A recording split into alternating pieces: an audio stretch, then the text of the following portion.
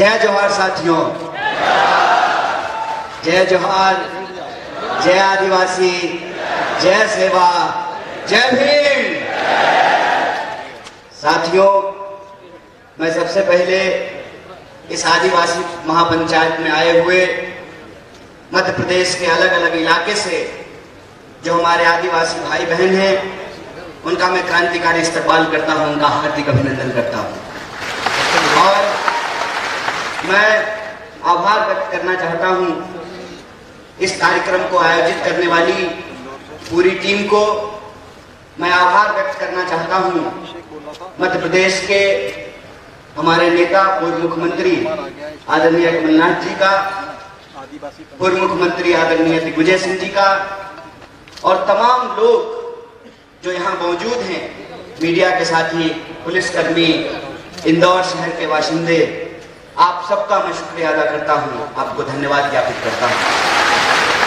दोस्तों, बिना किसी औपचारिकता के सबसे पहले तो इस आदिवासी महापंचायत में आदिवासी विद्यार्थियों के द्वारा जो मांग पत्र रखी गई है, उस मांग पत्र का मैं समर्थन करता हूं। इस मांग पत्र का मैं हार्दिक अभिनंदन करता हूं। और यह जो मांग पत्र है, इस मांग पत्र को जब मैं पढ़ रहा था, हमारे क्रांतिकारी साथी ने क्रांतिकारी लहजे में यह मांग पत्र रखी है, क्योंकि हम आपसे भीख नहीं मांग रहे हैं, ये हमारा अधिकार है, आपको देना पड़ेगा। अगर नहीं देंगे तो छीन करके लेंगे, इस बात को याद रखिए।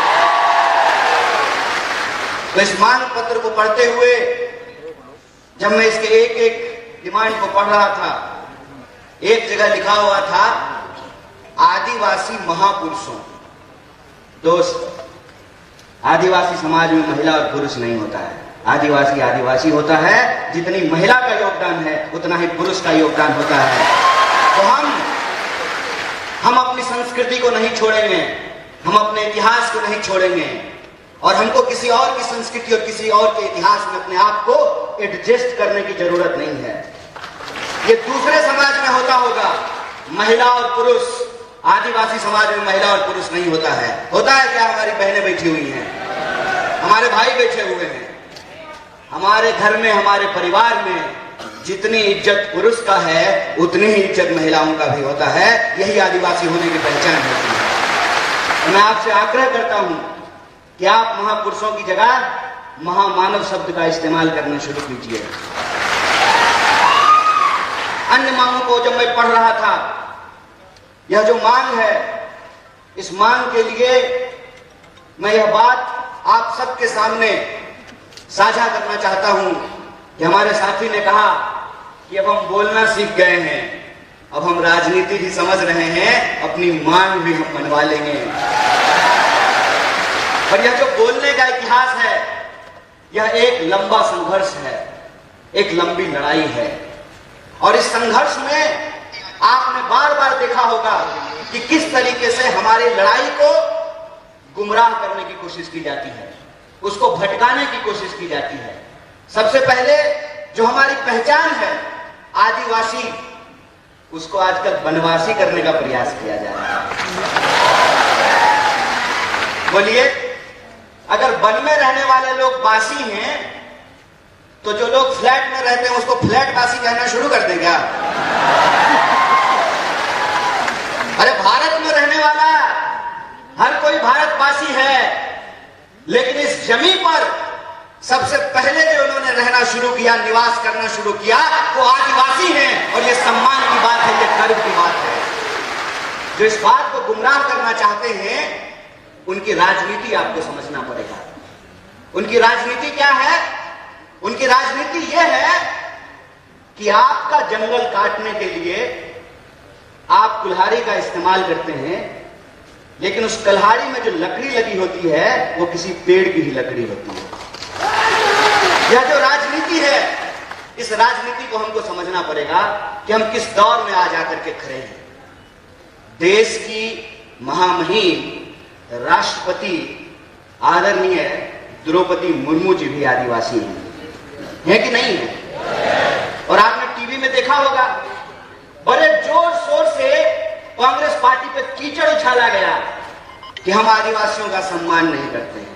बताइए, इस देश का इतिहास उठा करके देख लीजिए। पंडित जवाहरलाल नेहरू वो पहले व्यक्ति हैं जिन्होंने आदिवासियों के प्रतिनिधित्व को संविधान सभा में सुनिश्चित किया, और यह सुनिश्चित किया कि अंग्रेजों ने जिस तरीके से जंगल के कानून बना करके आदिवासियों को उनके जल जंगल जमीन से महरूम कर रहे हैं, जंगल जमीन पे पहला अधिकार आदिवासियों का होगा, ये पंडित जवाहरलाल नेहरू ने सुनिश्चित किया। आप इतिहास उठा करके देख लीजिए, और मैं प्रधानमंत्री की तरह इतिहास में फेल नहीं हूं, पूरा नंबर आया है हमको, इतिहास में पूरा नंबर आया है। इतिहास उठा करके देख लीजिए कि जिनको डीनोटिफाइड ट्राइबल्स कहा जाता था, अंग्रेजों ने, जो हमारे महान नेता थे, आपने तांत्या मामा का नाम सुना होगा, आपने जो है धरती आबा बिरसा मुंडा का नाम सुना होगा, ये जल जंगल जमीन की लड़ाई लड़ने वाले हमारे महामानव हैं, आदिवासियों के महान योद्धा हैं, और इनकी लड़ाई में मुक्ति का मार्ग था, इनकी लड़ाई में आजादी का मार्ग था। इस लड़ाई के चलते जो इस देश के मूल निवासी हैं, आदिवासी हैं, उनको ब्रिटिशर्स ने, अंग्रेजों ने क्रिमिनल घोषित कर दिया था। आपको इतिहास जानना चाहिए कि सबसे पहले पंडित जवाहरलाल नेहरू ने उसको डीनोटिफाइड किया, कहा कि वो क्रिमिनल नहीं है, इस धरती पे उनका पहला हक है, वो पहले नागरिक है, पहले अधिकारी है। कांग्रेस के इतिहास की बात करते हैं, आप मुझे बताइए, हमारे साथी ने बिल्कुल ठीक कहा, अगर आपका वोट और हमारा वोट एक नहीं हुआ होता, क्यों पत्रकार महोदय, आपका वोट और एडिटर का वोट एक नहीं होता, महिला और पुरुष का वोट एक नहीं होता, हेलीकॉप्टर पर उड़ने वाला और साइकिल पर चलने वाला का वोट अगर एक नहीं होता, तो जया साहब के पप्पा इंदौर का चक्कर लगा रहे होते। सुने हैं डैडी जी घूम रहे हैं आजकल जया साहब के, क्यों घूम रहे हैं? ये वोट का अधिकार आपको कैसे मिला है? ये वोट का अधिकार आपको थाली में परोस करके गिफ्ट नहीं मिला है, इसके लोगों ने संघर्ष किया है, इसके लोगों ने अपनी जान की कुर्बानी दी है। और आजादी का मतलब होता है कि किसी भी मनुष्य को, किसी भी मनुष्य के ऊपर शोषण करने का कोई अधिकार नहीं है, यह आजादी का मतलब होता है। और यही जो आजादी का मतलब है, इस मतलब को हमारे देश के संविधान की प्रस्तावना में लिखा गया है। क्या लिखा गया है? हम भारत के लोग, भारत में रहने वाला, चाहे हिंदू हो, मुसलमान हो, सिख हो, ईसाई हो, बुद्धिस्ट हो, जैनी हो, पारसी हो, यहूदी हो, हर कोई भारतवासी है ना। जब भारत में रहने वाला हर कोई भारतवासी है, तो चाहे गोंड हो, भील हो, उरांव हो, सभी लोग आदिवासी हैं। यह एकता हमको समझनी पड़ेगी, यह एकता हमको बना करके रखनी पड़ेगी। इनकी चालाकी आपने देखी, एक दूसरे से लड़ा रहे हैं। ये क्यों लड़ा रहे हैं? ये इसलिए लड़ा रहे हैं ताकि हमारी शक्ति आपस में बट जाए। मणिपुर जल रहा है, मणिपुर में मणिपुर के रहने वाले लोग को ही आपस में लड़ाया जा रहा है, और सरेआम आपके रूंगटे खड़े हो जाएंगे। यहां बैठी हुई महिलाओं से मैं हाथ जोड़ करके माफी मांगता हूं, बतौर पुरुष हमने ऊपर आपके ऊपर बहुत सारा अत्याचार किया है, इसके लिए हाथ जोड़ करके हम आपसे माफी मांगते हैं। शर्म आती है, शर्म आती है कि आजादी के 75 साल बाद भी बदला निकालने के लिए निर्वस्त्र होकर के आप एक महिला को घुमा रहे हैं, और आप कहते हैं कि हमने आदिवासी महिला को राष्ट्रपति बनाया है। आप एक आदिवासी महिला को राष्ट्रपति बनाए हैं और एक आदिवासी महिला को निर्वस्त्र करके घुमाया जा रहा है, और महामहिम अपने मुंह से एक शब्द नहीं बोलती है। यह बात हमको समझनी पड़ेगी कि लकड़ी काटने वाले कुल्हाड़ी में भी लकड़ी लगा होता है। इस राजनीति को हमको समझना पड़ेगा। हमको समझना पड़ेगा कि अगर जो हमारा वोट और आपका वोट एक है, महिला और पुरुष का वोट जो एक है, हेलीकॉप्टर पर चलने वाला और फॉर्च्यूनर पर चलने वाला और टूटी हुई साइकिल लेकर चलने वाला का वोट जो एक है, यही वोट की ताकत है कि यह जमहूरियत जिंदा है, यह लोकतंत्र जिंदा है। 5 साल के लिए ही सही, 5 साल के लिए ही सही, इनको जनता के बीच जाना पड़ता है, जनता की अदालत में आना पड़ता है, और अपनी नाकामियों को छुपाने के लिए तरह तरह का झूठ बोलना पड़ता है। अभी हमको एक पत्रकार पूछ रहे थे कि गृह मंत्री ने कहा है, माँ बाप ने कितना सुंदर नाम रखा है, नरोत्तम, नड़ों में उत्तम, और काम कैसा है? निकृष्टम। कैसे है निकृष्टम? निकृष्टम ऐसे है कि भाई तुम सरकार चला रहे हो, 20 साल से तुम्हारी इस प्रदेश में सरकार है और तुम विपक्ष की तरह सवाल पूछ रहे हो। है दम चैलेंज करते हैं यहां से खड़ा होकर के। इंदौर में 2 गृह मंत्री है, चैलेंज करते हैं कि अगर हमने गलत किया है तो हमको इंदौर की जेल में डालो, अगर हमने गलत नहीं किया है तो देश को गुमराह करना बंद करो, देश से माफी मांगो, बकवास करना बंद करो। हमको मालूम है कि ये झूठ क्यों बोलते हैं। ये झूठ इसलिए बोलते हैं क्योंकि हमारे सच का सामना नहीं कर सकते हैं। करेंगे हमारे सच का सामना। सच ये है कि इनका बेटा विदेश पढ़ने के लिए गया है, मामा का। और मामा के संदर्भ में मैं आपको बता दूं, मेरा नाम कन्हैया है और कन्हैया ने कंस का वध किया था और कंस भी मामा था। ये संदर्भ मैं इसलिए बता रहा हूं कि हमको सच्चाई आंख खोल करके देखने की जरूरत है। इस प्रदेश में गरीब के लिए महाविद्यालय नहीं बनेगा, गरीब के लिए विश्वविद्यालय नहीं बनेगा, गरीब के लिए छात्रावास नहीं बनेगा। क्यों? क्योंकि जब मुख्यमंत्री का बेटा विदेश पढ़ने के लिए जाएगा तो आदिवासी के लिए महाविद्यालय क्यों बनाएगा? और जब चुनाव आ गया है, 20 साल से सरकार चला रही है, जब चुनाव में 20 महीना बचा है, तब इनको बहन लाडली की याद आई है और क्या कह रहे हैं कि हम 2000 रुपया दे देंगे। चाचा, आप 2000 रुपया अपने पास रखिए। ये बताइए कि 350 का सिलेंडर 1400 रुपए में क्यों मिल रहा है? 750 रुपया तो रिचार्ज कराने में लगता है। बहनें यहाँ पे बैठी हुई हैं, 2000 रुपया दे दीजिएगा तो 2 महीना ठीक से 2 मोबाइल रिचार्ज भी नहीं हो पाएगा। ठगते हैं, ठग रहे हैं हमको। आपका खेल हम समझ रहे हैं, आपका खेल हम समझ रहे हैं कि आप हमारे आंख में धूल झोंक करके हमारी संपत्ति, हमारा रिसोर्स हमसे छीन रहे हैं। और जब हम अपने जल जंगल जमीन की बात करते हैं तो ये हमारे ऊपर तरह तरह का आरोप लगाते हैं। कहते हैं जल जंगल जमीन की बात करने वाले लोग अर्बन नक्सल होते हैं। हाय रे गृह मंत्री, बड़ी दया आती है आपको। 2 बार की सरकार है इनकी, 20 साल से मध्य प्रदेश में सरकार चला रहे हैं। और मेरे पिताजी मुख्यमंत्री नहीं थे, ना प्रधानमंत्री थे। मैं एक साधारण परिवार का लड़का हूं, लेकिन मेरे पास महात्मा गांधी की तरह, बिरसा मुंडा की तरह, शहीद आजम भगत सिंह की तरह, डॉक्टर बाबा साहब भीमराव अंबेडकर की तरह सच की ताकत है। इस बात को याद रखिएगा। अरे पूरी ताकत लगा लीजिए। आप हमारी सच्चाई को नहीं बदल सकते हैं।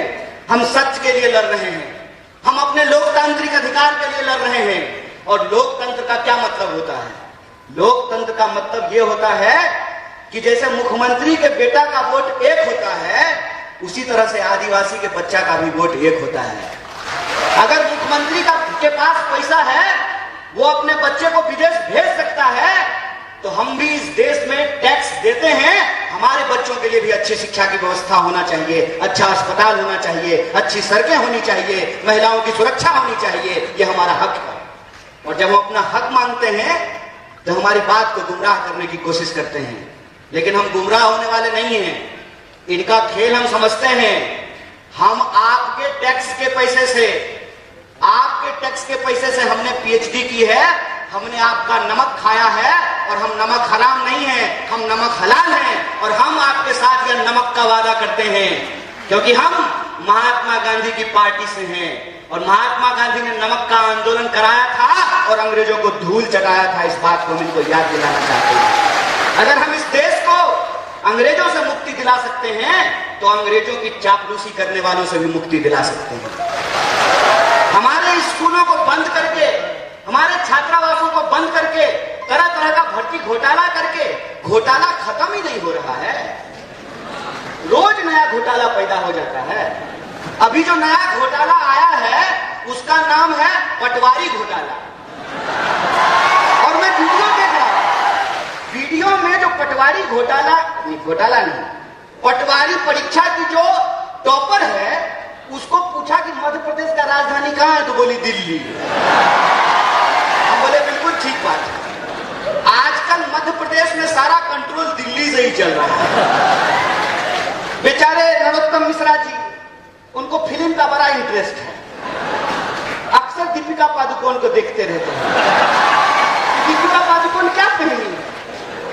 अरे राज्य चला लो यार, गृह मंत्री हो, तुम्हारे राज्य में सबसे ज्यादा महिलाओं के खिलाफ अत्याचार हो रहे हैं, सबसे ज्यादा आदिवासियों के खिलाफ अत्याचार हो रहे हैं, राज्य समझ में नहीं रहा है। कहते हैं ना, घर में नहीं दाने, अम्मा चली भुनाने। पहले अपना राज्य तो चला लीजिए। आए दिन घोटाले होते रहते हैं और पूरा कंट्रोल। पहले इनको मुख्यमंत्री बनने का मन था, मुझे भी सूत्रों से पता चला है। क्या क्या चीज है? मीडिया के लोग यहाँ बैठे हुए हैं, बोलिए ना, डरिए मत। अरे लोकतंत्र है, सबको बोलने का हक है। अरे हम लोग तो एक नारा लगाते हैं, जगह है कितनी जेल में तेरे, देख लिया है देखेंगे। कितने लोगों को जेल में डाल देंगे? सच बोलिए, सच की ताकत होती है। पहले इनको कहा कि ऐसे ही उलझलूल बात किया करो, सोशल मीडिया पे पॉपुलर हो जाओगे। और जैसे पटवारी की परीक्षा की टॉपर को मध्य प्रदेश की राजधानी दिल्ली लगती है, इनको भी सत्ता का केंद्र आजकल दिल्ली लगता है। और जब चुनाव आता है तो दिल्ली इंदौर में घूमना शुरू कर देता है। आजकल दिल्ली इंदौर घूम रहा है। तो जब आ ही गए हैं नेकी और पूछ तो इनसे पूछ लेना चाहिए कि क्यों घोटाले पे घोटाले हो रहे हैं, क्यों आदिवासियों के खिलाफ अत्याचार हो रहे हैं, क्यों महिलाओं के खिलाफ अत्याचार हो रहे हैं, क्यों आपके द्वारा किए गए एक भी वादे पूरे नहीं किए गए। और जब चुनाव आया है, लाडली योजना, समझ रहे हैं साहेब, अपने लाडले के लिए लाडली योजना लेकर के आए हैं साहब। ये सच्चाई हम देख रहे हैं। इस सच्चाई को मैं अपने आदिवासी भाई बंधुओं से कहना चाहता हूं, अपनी बहनों से कहना चाहता हूं कि ये मौका है कि जो 20 साल से आपने अत्याचार झेला है, उस अत्याचार का आपको बदला लेना है और उनको एहसास कराना है कि राजा का बेटा राजा नहीं होगा। ये लोकतंत्र की ताकत है। और लोकतंत्र की ताकत ये है कि सब लोगों को चुनाव लड़ना पड़ता है। कमलनाथ जी भी चुनाव लड़ते हैं, दिग्विजय सिंह जी भी चुनाव लड़ते हैं, और नरोत्तम मिश्रा को भी लड़ना पड़ता है। एक उदाहरण आप मुझे सोच करके बताइए। और यहाँ पे चूंकि कांग्रेस के वरिष्ठ नेता मौजूद हैं और हमारे आदिवासी भाई बंधु हैं, इसलिए कहना जरूरी है कि श्रीमती गांधी को 2 बेटे, संजय गांधी और राजीव गांधी, दोनों कांग्रेस में थे। बाद में संजय गांधी जी की पत्नी बीजेपी में चली गई, चुनाव लड़ी, चुनाव जीती। राजीव गांधी जी की पत्नी भी चुनाव लड़ी, चुनाव जीती। तो बीजेपी में लोकतंत्र कैसे है और कांग्रेस में राजतंत्र कैसे है? वहां जो बहुत चुनाव जीती तो वो लोकतंत्र है, और श्रीमती गांधी की यहां जो बहुत चुनाव जीते तो यह राजतंत्र है। हाय रे बेईमान, बेशर्मी देखे हो, बेशर्मी।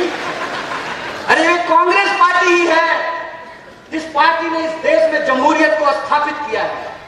और ये जमहूरियत की ताकत है कि राहुल गांधी जब अमेठी से चुनाव जीतते हैं तो इनके नजर में वो राजतंत्र है, और वो मैडम जो है, सास जो कभी बहू थी, है ना, वो जब अमेठी से चुनाव लड़ी है तो लोकतंत्र है। हाय रे चोरी। मैं तो यही कहता हूं कि अगर इस देश में पंडित जवाहरलाल नेहरू नहीं होते ना, तो नरेंद्र मोदी भी देश के प्रधानमंत्री नहीं हो पाते।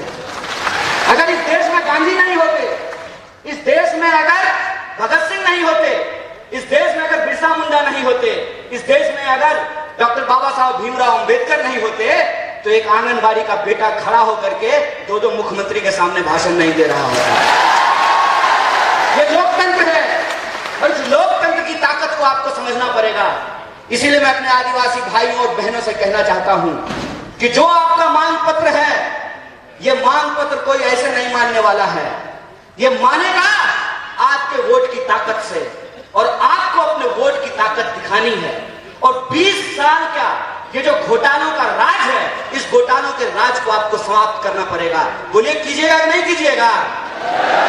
पीछे से ए भाई करना है ना, बदलना है ना। अगर बदलना है तो मैं सहमत हूं इस बात का कि समाज में बदलाव सिर्फ पार्टी से नहीं होती है, समाज में बदलाव समाज के सहयोग से होता है। इसीलिए कांग्रेस पार्टी अपने दम से चुनाव लड़ेगी, कांग्रेस के कार्यकर्ता अपने दम से चुनाव लड़ेंगे, लेकिन मध्य प्रदेश के एक एक नागरिक को अपने हक और अधिकार के लिए और 20 साल से जो इनके सत्ता का अहंकार है, उस अहंकार को चकनाचूर करने के लिए इस सत्ता को इनको कुर्सी से बेदखल करना पड़ेगा, इनको हराना पड़ेगा। और ये सवाल इनसे पूछना पड़ेगा कि उधर उधर की बकवास बंद करो, ये बताओ कि हर साल 2 करोड़ नौकरी क्यों नहीं पैदा हुई, ये बताओ कि हमारे खाते में 15 लाख रुपया क्यों नहीं पहुंचा, ये बताओ कि आए दिन महिलाओं के ऊपर बलात्कार क्यों हो रहा है, क्यों दलितों के ऊपर अत्याचार हो रहा है, क्यों आदिवासियों के ऊपर अत्याचार हो रहा है। और यहाँ हमारे सिपाही लोग खड़े हैं, एमएलए साहब को पेंशन मिलेगा, कांस्टेबल को नहीं मिलेगा, ये ठीक बात है? तो पूछिएगा अगली बार मामा को कि मामा हम भी जो है डंडा नहीं चलाएंगे, अगर आपको पेंशन मिलेगा ना तो हमको भी ओल्ड पेंशन स्कीम देना पड़ेगा, हमको ये लागू करना पड़ेगा। और ये जो मांगे हैं, ये मांगे इस प्रदेश की मांग है, इस मांग को इनको मांगना पड़ेगा। और नॉर्मलाइजेशन के नाम पे, नॉर्मलाइजेशन के नाम पे जो बेईमानी चल रहा है, तो जैसे ये आपके नंबर का नॉर्मलाइजेशन कर रहे हैं ना, आपको इनकी सीटों का नॉर्मलाइजेशन करना पड़ेगा। बोलिए कीजिएगा नहीं कीजिएगा? अगर कीजिएगा तो मध्य प्रदेश में परिवर्तन होगा, और सिर्फ मध्य प्रदेश में परिवर्तन नहीं होगा, इंदौर से परिवर्तन की लहर दिल्ली तक पहुंचेगी और दोनों गृह मंत्री फिर से तरीपार होंगे, ये हमारा पूरा भरोसा है। इसी आशा और विश्वास के साथ आप तमाम लोगों को एक बार फिर से शुक्रिया अदा कहते हुए, धन्यवाद कहते हुए अपनी बात को खत्म करूंगा। शुक्रिया। इनकलाब जिंदाबाद।